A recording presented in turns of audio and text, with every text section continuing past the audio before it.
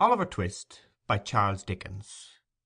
Chapter 1 Treats of the place where Oliver Twist was born, and of the circumstances attending his birth. Among other public buildings in a certain town, which for many reasons it will be prudent to refrain from mentioning, and to which I will assign no fictitious name, there was one anciently common to most towns, great or small, to wit, a workhouse. And in this workhouse was born, on a day and date which I need not trouble myself to repeat, inasmuch as it can be of no possible consequence to the reader, at this stage of the business at all events, the item of mortality whose name is prefixed to the head of this chapter. For a long time after it was ushered into this world of sorrow and trouble by the parish surgeon, it remained a matter of considerable doubt whether the child would survive to bear any name at all, in which case it is somewhat more than probable that these memoirs would never have appeared, or, if they had, that being comprised within a couple of pages, they would have possessed the inestimable merit of being the most concise and faithful specimen of biography extant in the literature of any age or country. Although I am not disposed to maintain that the being born in a workhouse is in itself the most fortunate and enviable circumstance that can possibly befall a human being, I do mean to say that in this particular instance it was the best thing for Oliver Twist that could by possibility have occurred. The fact is that there was considerable difficulty in inducing Oliver to take upon himself the office of respiration, a troublesome practice, but one which custom has rendered necessary to our easy existence. And for some time he lay gasping on a little flock mattress, rather unequally poised between this world and the next, the balance being decidedly in favour of the latter. Now if during this brief period Oliver had been surrounded by careful grandmothers, anxious aunts, experienced nurses, and doctors of profound wisdom, he would most inevitably and indubitably have been killed in no time.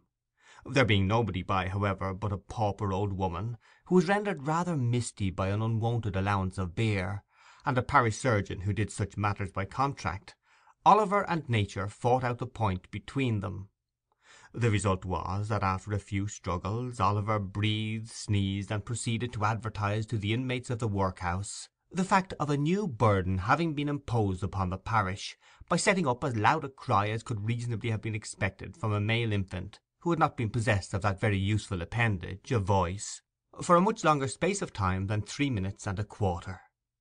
As Oliver gave this first proof of the free and proper action of his lungs, the patchwork coverlet which was carelessly flung over the iron bedstead rustled, the pale face of a young woman was raised feebly from the pillow, and a faint voice imperfectly articulated the words, "Let me see the child, and die." The surgeon had been sitting with his face turned towards the fire, giving the palms of his hands a warm and a rub alternately. As the young woman spoke, he rose, and, advancing to the bed's head, said with more kindness than might have been expected of him, "Oh, you must not talk about dying yet."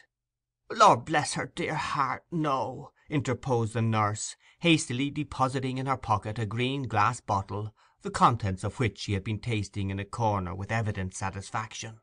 "Oh, Lord bless her dear heart, when she has lived as long as I have, sir, and had 13 children of her own, and all on 'em dead except 2, and them in the workus with me, she'll know better than to take on in that way. Bless her dear heart! Think what it is to be a mother, there's a dear young lamb, do." Apparently this consolatory perspective of a mother's prospects failed in producing its due effect. The patient shook her head and stretched out her hand towards the child. The surgeon deposited it in her arms. She imprinted her cold white lips passionately on its forehead, passed her hands over her face, gazed wildly round, shuddered, fell back, and died. They chafed her breast, hands, and temples, but the blood had stopped for ever. They talked of hope and comfort. They had been strangers too long. "It's all over, Mrs. Thingummy," said the surgeon at last. "Ah, poor dear, so 'tis," said the nurse, picking up the cork of the green bottle, which had fallen out on the pillow as she stooped to take up the child. "Poor dear!" "You needn't mind sending up to me if the child cries, nurse," said the surgeon, putting on his gloves with great deliberation. "It's very likely it will be troublesome. Give it a little gruel if it is." He put on his hat, and, pausing by the bedside on his way to the door, added, She was a good-looking girl, too. Where did she come from?" "She was brought here last night," replied the old woman, "by the overseer's order. She was found lying in the street. She had walked some distance, for her shoes were worn to pieces; but where she came from, or where she was going to, nobody knows." The surgeon leaned over the body and raised the left hand. "The old story," he said, shaking his head. "No wedding ring, I see. Ah, good night." The medical gentleman walked away to dinner, and the nurse, having once more applied herself to the green bottle, sat down on a low chair before the fire and proceeded to dress the infant. What an excellent example of the power of dress young Oliver Twist was! Wrapped in the blanket which had hitherto formed his only covering, he might have been the child of a nobleman or a beggar. It would have been hard for the haughtiest stranger to have assigned him his proper station in society. But now that he was enveloped in the old calico robes which had grown yellow in the same service, he was badged and ticketed, and fell into his place at once: a parish child, the orphan of a workhouse, the humble half-starved drudge, to be cuffed and buffeted through the world, despised by all and pitied by none. Oliver cried lustily. If he could have known that he was an orphan, left to the tender mercies of church wardens and overseers, perhaps he would have cried the louder. End of chapter 1.